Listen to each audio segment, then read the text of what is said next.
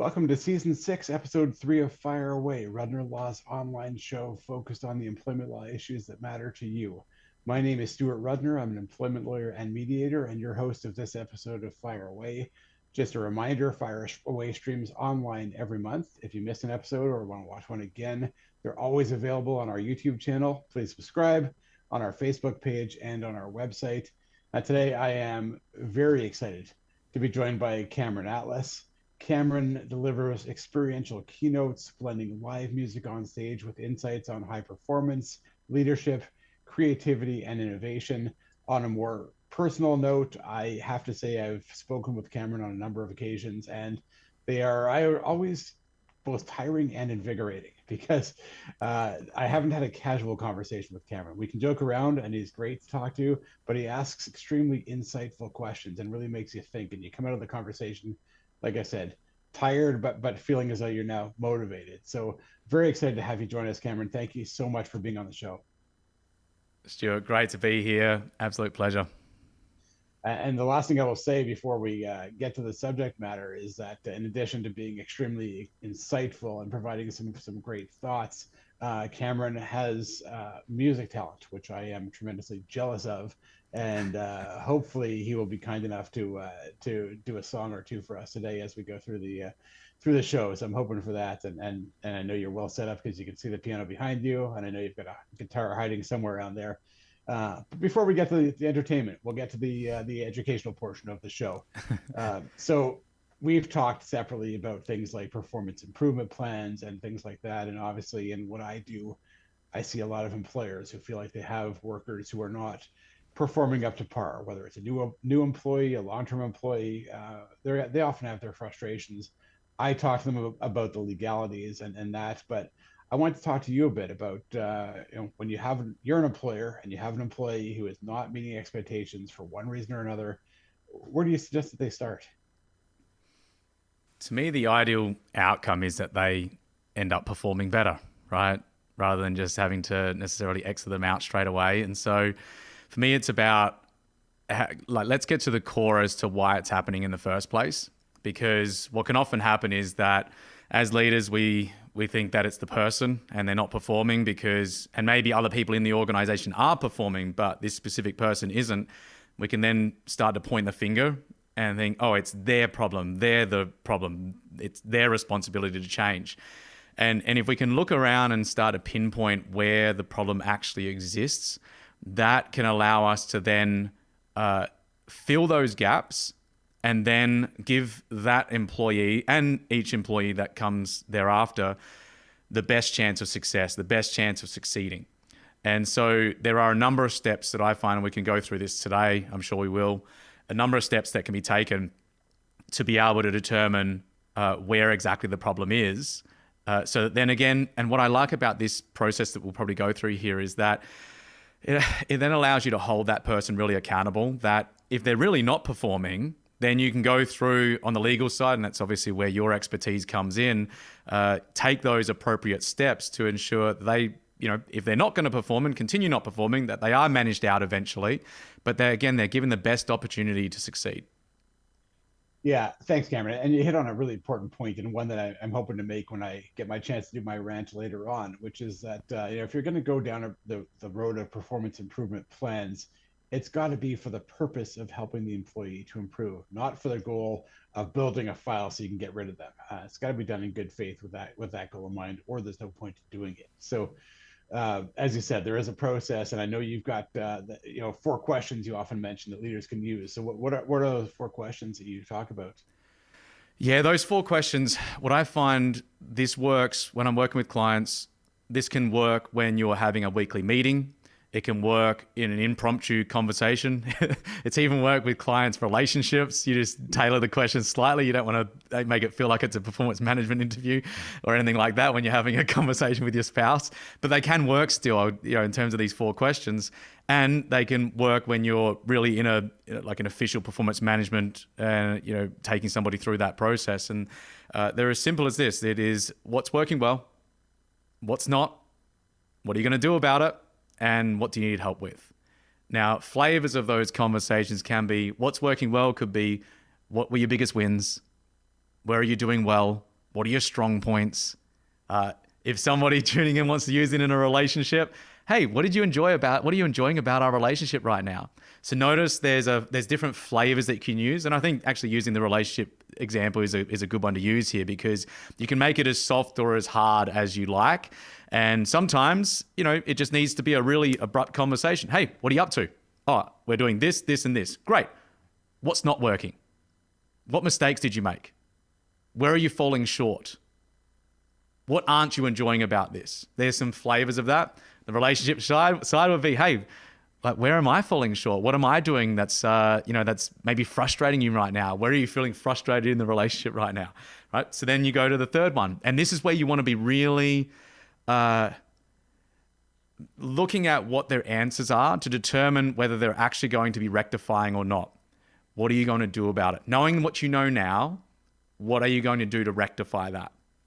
And what you're looking for are the answers that fill the gap from where they are right now, which is, all right, this is what's not working. Because when you say, all right, this is what's not working, and there's some things that come up, you could get pretty frustrated in that moment. You could be, be anxious and go overwhelmed, go, oh no, what?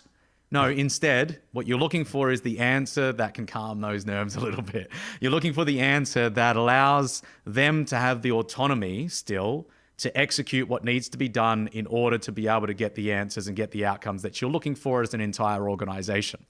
And so when they answer that question, what you're looking for as a leader is, okay, does that answer give me confidence that they are going to execute effectively over this next whatever time period it is? It could be a day, it could be a week, it could be a month, whatever it is as you're performance managing. Let's say it's a week. So over this next week, they're going to execute A, B, and C. And you look and think, yeah, that's what they said last week. Or that's what they've been saying for 3 weeks in a row now, and it hasn't changed. That's where you can call it out. Say, okay, tell me how that's going to be different than the conversation we've had in the previous 3 weeks. Because this is very similar to what you mentioned that you're going to be executing on, and it hasn't delivered the results that we've set out to achieve here. So tell me how it's going to be different this week. And so what you're doing is you're not being too harsh in this moment. You're giving them an opportunity to take responsibility. You're giving them an opportunity to hold themselves accountable. You're giving them an opportunity to say, hey, this is what I'm going to do to rectify this. This is what I'm going to do to showcase that I'm still a valuable part of this organization. And then it's about once you're happy with the response, if you are, if you're not, you continue probing and asking questions. And once you are then both satisfied, okay, when is that going to be done by? With another question that you can ask in there. Right. And so that is, again, you could be a week basis talking about that, or there might be a specific timeline, which we'll talk about potentially in another framework a little later. But the fourth one there is then, okay, what do you need help with? How can we best support you? So I want to cut you off for a second. Sorry to interrupt you. But, because one of the things that I often talk about, and this becomes very awkward, is if you have this conversation, and it's hard even to have the conversation. And if we have time, I want to get back to how do you introduce the conversation if you're not used to doing it. But you have that conversation, and as you said, let's say that the person has said the same thing the last 2 or 3 meetings, and there has not been any improvement. From a legal perspective, if you want to be able to impose discipline or potentially dismissal at some point, courts have been very clear in saying you have to be very explicit in telling the person what the consequences will be if they don't improve. So in the context of your conversations, where it's generally very, very positive and trying to be non-threatening, but of course, this is inherently threatening. So how do you make it clear to this person that, hey, if you don't start to improve, your job is on the line? How can you do that without totally changing the tone of the conversation? I see that it fits very nicely into that point in step 3 there. And especially after step 4 as well, to say, if we ask the question, how can we best support you? And they say, all right, well, I need to feel like I'm supported. I feel like the people are on my side, that they want me to succeed. Okay, you can have a conversation about what that looks like. Once you've laid out these 4 stages, either at stage 3 or step 4 here in terms of these questions, you've given them everything they need in order to be successful. They've shared, okay, this is how I'm going to go about that. That's where you can have a conversation, say, especially if it's been coming up 3 times in a row, say, this is a conversation that we've been having over and over again for a number of weeks now. Nothing has changed. I want you to be successful. We really want you to succeed here. And so let's work together here if you want that. Are you wanting to succeed? You can ask that question straight out. Are you wanting to succeed here? Because this is going to be a team effort. It's going to require us to work as a team in order to solve this. Mm-hmm. And then you give them the opportunity to it's almost like opting in or opting out. Yeah, right. They're given opportunities to opt in or opt out to say, hey, you know what? This actually isn't for me. You know, what you're expecting of me is more than what I'm willing to give. And that's where you've got to be willing to part ways. And that's where you would obviously have, on the legal side, Stuart, the pieces there to share and the insights there. That's not my area of expertise. But that opportunity to, again, opt in or opt out, to say, this is what's required. Are you prepared to do that or not? And to be able to then follow up with that, to say, yeah, I'm prepared to do that. Okay, great. We're going to do everything we can to support you. In 2 weeks' time, if this hasn't been rectified, though, this is going to be a tougher conversation. Do you understand that? Okay, I like that. But sorry to cut you off. Maybe you were getting there. Sure. But at what point? And this is where I think the legal. I always say this: legal and practical are not always in line with each other, in sync with each other. What a court wants to see is something in writing, which says, if you do not improve, there will be further discipline up to and including termination. Something like that. Now it should start with verbally. So how do you take it from there will be a tougher conversation, which I think is a little bit easier to say, to actually saying, your job is on the line. You will be dismissed if this doesn't get better. Yeah. So this depends on where the conversation is up to. If this is in, say, the first few weeks, for example, I would be leaning towards what I shared there. Then we get to what you're referring to, which is, towards disciplinary action, right? And so once that has, the tougher conversation enters, be able to say then, this is going to be written up. You haven't done what was required. We've given you everything you needed in order to be successful, asked you what you needed in order to be successful, and it has still not been done. So this is going to be a written warning now. This is going to be written up. We are still going to give you everything that we can in order to succeed here. We still want you to succeed. But if this doesn't change, there are going to be even further consequences, and it will end up being and leading to the dismissal of you from this organization. Do you understand the ramifications of you not performing at the level that we've discussed today is required? That's amazing. Yeah. I should get my clients to hire you just to come in and have that discussion. Because that's exactly what it should be. Yeah. What I see there is, it's, again, you're being tough, but you're being fair. You're not being, I'm going to fire your ass and you're out of here. It's not, you're not getting overly aggravated or anything like that. It's a candid conversation. You're calm and collected, but you are firm. And this is the outcomes that we are aiming to achieve as an organization. And we would love to have you here. And if that is not for you, you need to get out of the way. You're not necessarily going to say that to them, but that's the flavor of the conversation in order for us to achieve what we want to achieve. And you go forth and, head off into the sunset and do what you want to do, right? I love that. That's great. Now, let me give you another hypothetical. So let's say you have that, maybe it's the first discussion or second or third, but you point out where or how they're not living up to expectations. And how do you respond when they become defensive or just refuse to acknowledge and say, I don't think that's true, or no, it's not my fault, I wasn't given the support I needed, or no, so-and-so is doing even less than I am. What if they won't take any responsibility or any ownership? How do you deal with that? Yeah, that's a great one. So there is another framework that I built out called going from dream to done, which is about going from big picture ideas and going right down into the execution of those. This is about, again, you pinpointing where things are not being done. And this is where you can refer back to the culture as well. This is why, from a mission values point of view, you would ideally have something in the values that is around taking responsibility. because then you're able to start referring back to that. And the ideal here is that you set this up well to begin with. Now, there's two ways this can go. One, you didn't set it up to begin with, and that's your responsibility. And this is where this framework comes in. It's about you, again, pinpointing where you've maybe fallen short with this and how you've allowed this to occur as a leader. And so it goes with these 5 stages of why, what, how, who, and when. Right? Why, what, how, who, and when. Why, first and foremost, purpose, outcome. What is it that we're aiming to achieve? Were they clear on that? Are they clear on that? Are they clear on their role in that?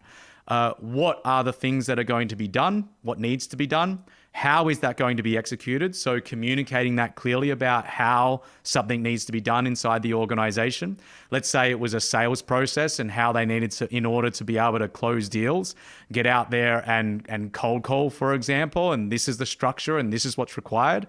The more objective you can make that process, the more objective you can come back afterwards and hold somebody accountable to what they did do ideally. Like, you want them to succeed, right? You want them to win, where you can come back and say, hey, it's been outstanding to see the work that you have done in alignment with how we said we were going to execute on this. Keep up the great work. On the other side, the more objective you can make it, the more objective you can be in your accountability going forward. So once we get down to how, then comes down to who. Now, who is split up into a couple key categories is who's responsible for it and has that been effectively delegated and communicated? Because just because somebody is responsible for something doesn't mean that they know that because assumptions can run rife in an organization and assumptions can be a very dangerous thing. Well, I thought that person was responsible. And if you haven't been clear in these 5 stages, then they'll tend to have a way out. Right. Because, and you can't then hold them accountable. Say, you didn't tell me that I needed to do that. And there might be some truth to that. Sorry to cut you off, Cameron. I think that's a really important point, because what I love about the system and the process you're laying out is you're not giving them a way out, and you're not doing it in a way that's being overly aggressive, but you're not giving them a way out, because that's what I often see. I mean, and there's so many flawed performance improvement programs that I've seen, but one of the biggest flaws, other than not doing one at all, is having such a vague conversation that you can't measure the individual's improvement or lack of improvement, or you give them ways out where they can avoid taking responsibility. So I sorry to cut you off, but I thought that was a really important point. I very much agree with you. This is, and again, you're not doing it just to call people out. You're doing it to help people succeed. That's the key. In addition to that, if somebody isn't then, living in alignment with these different stages, these different steps, then it is the opportunity to call it out where it's warranted to be called out. So when we get down to who, the delegation of that, ensuring that they know how to execute the task, or if they don't know how to execute the task, that there is a certain training, or they have the ability to be able to go and figure out the answer.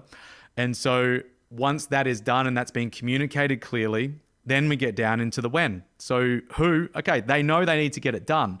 But if you haven't set a timeline, and if you haven't set rhythms in place to be able to follow up and see from an accountability standpoint where they are up to, last thing you want is, 6 months in, 12 months in, and they haven't been performing for that period of time. No, you should be calling that out much sooner.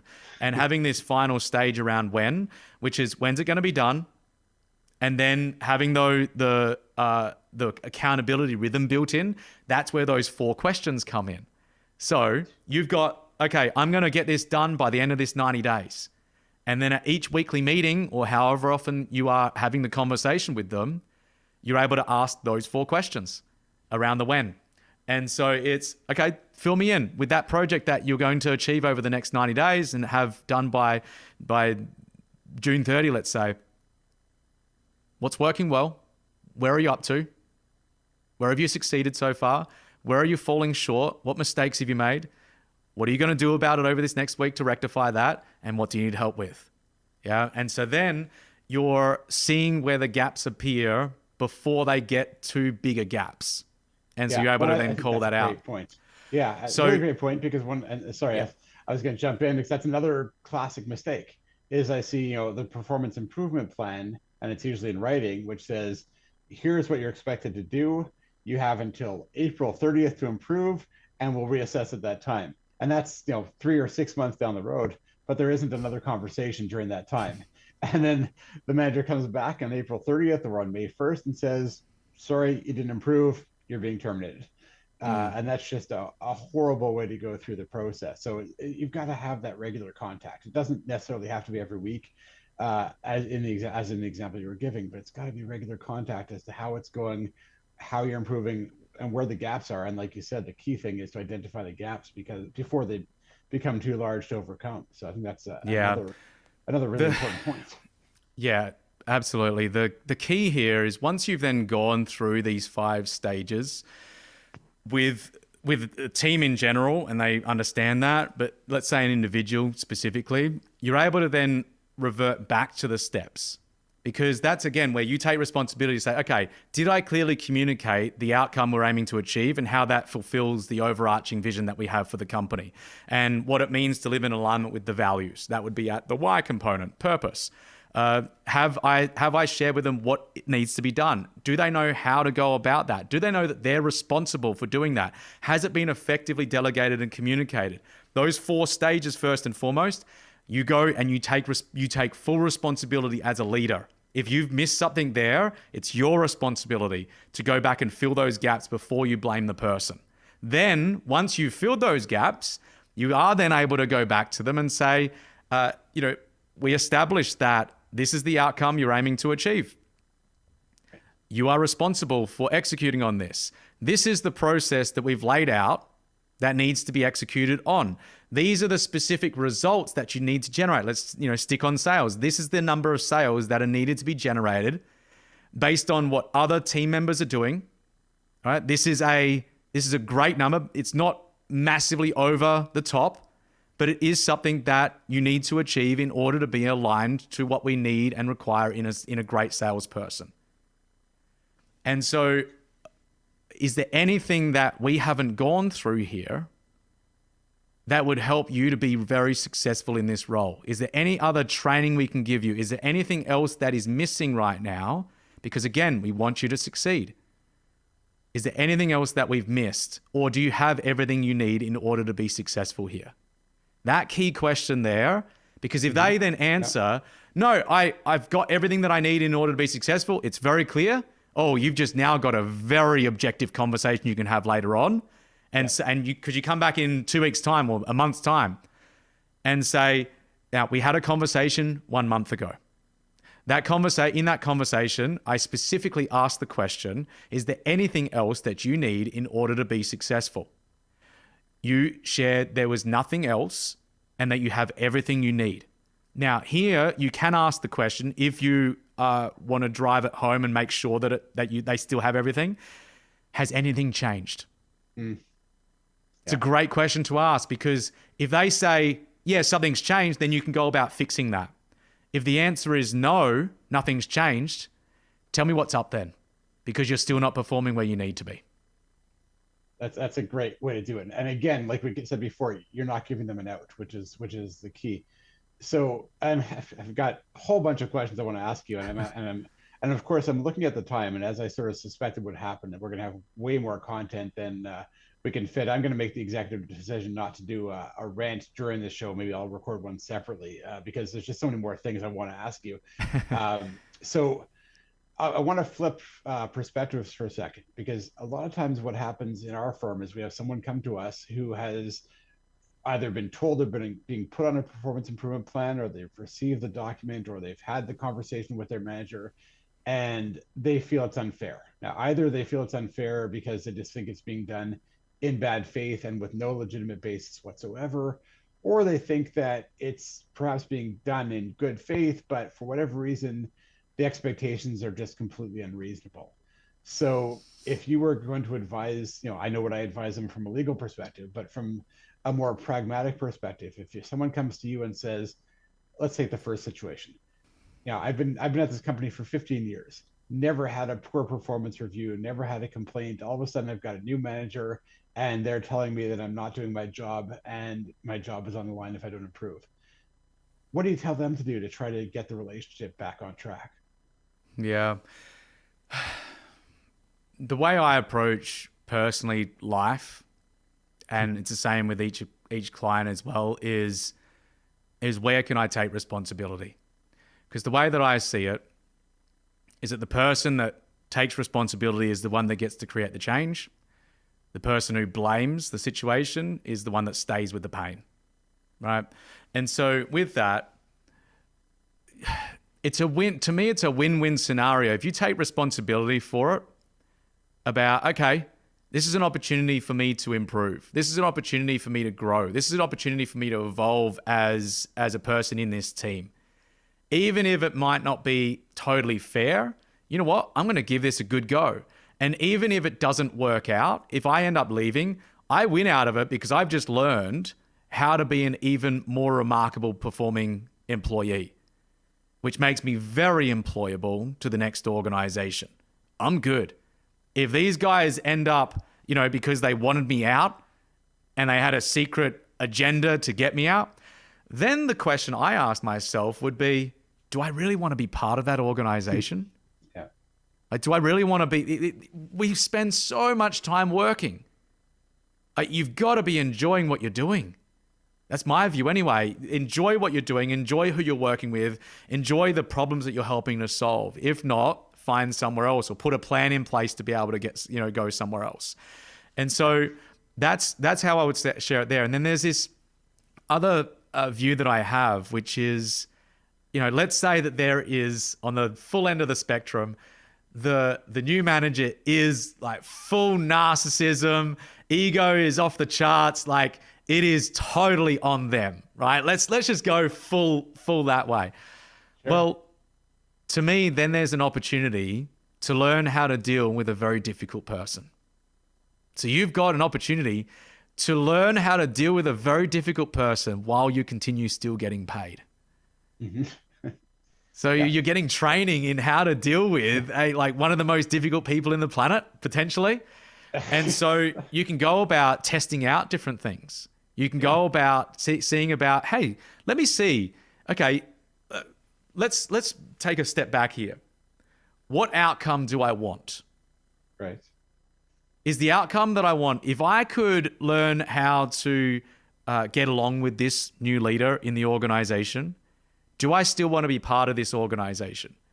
Like, let's start there. Because if the answer is no, then you need to put a plan in place to be exiting out of that at some stage. Right. It doesn't have to be right away, but it does need to be happening at some stage. If the answer is yes, the answer would be yes, if I could do that. Okay, now it becomes, in taking responsibility for that, what could I do to learn how to communicate with somebody that has usually a narcissistic pattern of behavior, has a need for significance, has a need to feel important, has a need to control. And so you can still perform at a very high level and have that pattern of behavior taken care of. Right. And so it's about determining really what is the outcome that I want first and foremost. And then what are the steps I'm going to do to take in order to, again, where can I take the responsibility around that to get the outcomes that I want? Because if I'm the one that's wanting to create the change, then I'm going to do what I can to be proactive about that. Yeah. And the other thing you should absolutely tell someone in that situation to do is talk to an employment lawyer. Absolutely. I have to tell you, we see so many people come to see us in that situation where they either they feel that they're being performance managed out the door, or they just feel as though that there's something wrong. But either way, I mean, we often help them, and we can do it. Yeah, sometimes people are scared to go see a lawyer because they think, okay, once I go see a lawyer, I'm going to get fired because there's going to be a nasty letter coming from the law firm, and my boss is not going to like it. We don't have to do that. And we often stay in the background and never come out of the background, but at least we tell them what their options are, what their rights are. We help them to document everything. Hopefully, and I say this to them all the time, and to your point, decide what you want. If you want to stay in the organization, we will help them to try to find a way to make that work. But sometimes someone says to me, look, with this new manager, I can't. I'm now. So as you said, start to plan to go elsewhere. But in the meantime, we can start to help them to build up their case for severance. So really Yeah, important to get that advice. So I know it's already we're about a half an hour in, and we're definitely having you back again. By the way, I want to cover something sure. really quickly, and then if you will do at least a short song for us, that'd be amazing. But I want to come all the way back to the beginning because one of my pet peeves is managers who were never trained to manage and they don't know how to begin to have these conversations. And so they don't have the conversations. And one of my favorite stories, and I've probably told it on previous episodes, is a situation where someone's consistently coming in late to work. And every day it's 9:02, it's 9:05, it's 9:15. And the manager is getting more and more frustrated, but the manager doesn't have a deliberate conversation. What the manager does is tries to catch them in the kitchen every now and then and say, "Oh, it's 9:07. Oh, was your bus running late? It'd be good if you could try to come in on time." But that's the extent of the conversation with Mm. no discussion of expectations and no discussion of consequences. So, and I'm mindful of time. So if we can try to keep this brief, how would you tell a manager to start having these conversations to lead to everything you've discussed so far? Yeah. Let's say one of the values inside the organization is excellence or something surrounding excellence. There's usually only some version of that. Yeah. John, can we please have a sit down and have a brief conversation? One of the things that's really important in this organization is a demonstration of excellence. One of the ways that we do that is through being on time, through respecting everyone else in this organization by showing up when we need to show up. One of the things that's become very apparent is that you haven't been doing that. The times that you've been coming in is later than what is expected of you. And you are a shining force inside of this organization. If you don't do this, you're showing other people that it's okay to show up late and to lower your standards. That's not okay. You need to lead by example here. Yep, something like I that. love the way you just did that off the top of your head. That was fantastic. So we're gonna take a recording just of that section, and I'm going to use that as an example. I'm obviously giving you full credit, but that's awesome. So I love that. Before we let you go, I would love to have a chance for you to share your musical talents with people as well as your insights. So, and I know you mentioned you had a song that would be, I guess, fairly apropos for this discussion. So, are you able to do that? Yeah, totally. I mean, because I've written a bit over 300 now, and this one I thought, yeah, this is kind of about heading into the there's sometimes the messiness of life, and that it all tends to work out in the end. This song is called All in Time, and but the key is that you've got to be taking responsibility for the actions that are required in order to get to where you want to go. So it's okay for things to be messy from time to time, and eventually it works out as long as you're taking some of the actions, like some of the stuff we talked about today. But this goes across to all areas of life. So yeah, this is All in Time. I'll just set up here and I'll give you a bit of a demo of that. Oh, that's awesome. I'll get myself into to fan mode while you get set up.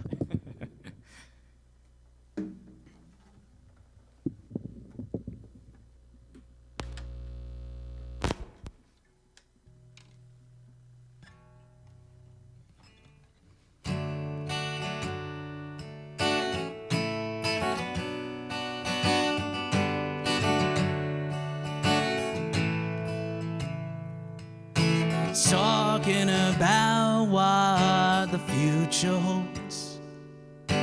For what it's worth, I still don't know. So searching and coming up with nothing but dust. Continuing on that I love. There's life in all this messiness. A shoulder to cry on and a loving hand. Clarity comes from not knowing at first. All in time, my friend, my friend.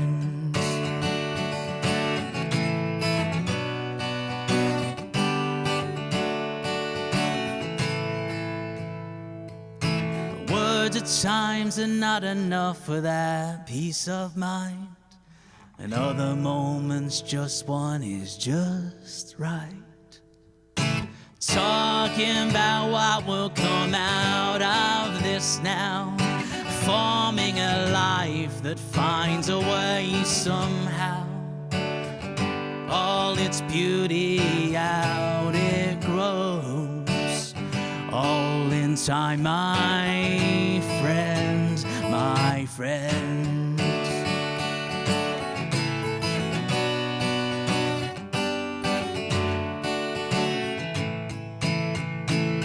There's a life in all this messiness, a shoulder to cry on and a loving hand, far from a road that our memories know. Closer still, my friends, my friends.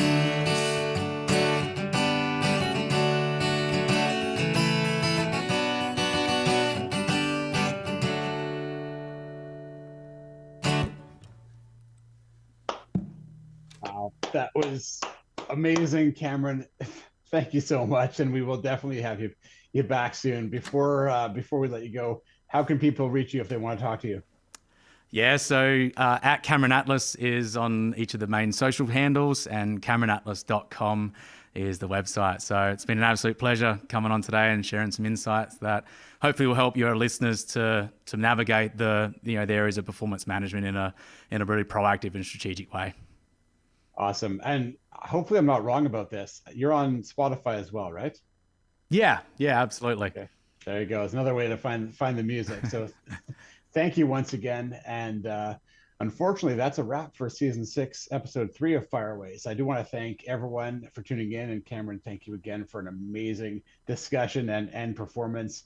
I'll remind everyone to subscribe to our YouTube channel and like our Facebook page so you can get notifications when our episodes are live. Our next episode will be on May 16th. I'm going to be joined by Risha Grant and Nicole Steeb for a conversation about creating a safe space at work for everyone, including things like respecting pronouns in the workplace. I look forward to that next month. In the meantime, I will remind everyone that at Rudner Law, we want people to treat their employment relationships as legal relationships and make informed decisions rather than making assumptions. If you want to keep up to date on employment law issues, then follow us on Twitter, Instagram, and LinkedIn, like our Facebook page, subscribe to our YouTube channel, check out our new TikTok, which we've been experimenting with, and you can find out everyone in the firm's favorite Disney character if you check out the latest video. And as I always say, none of this replaces legal advice, especially not the Disney characters. So if you think you might need an employment lawyer, you probably do. Feel free to reach out to us. Thank you to Rob, Rebecca, and Mark for helping as always, and we'll see you next time.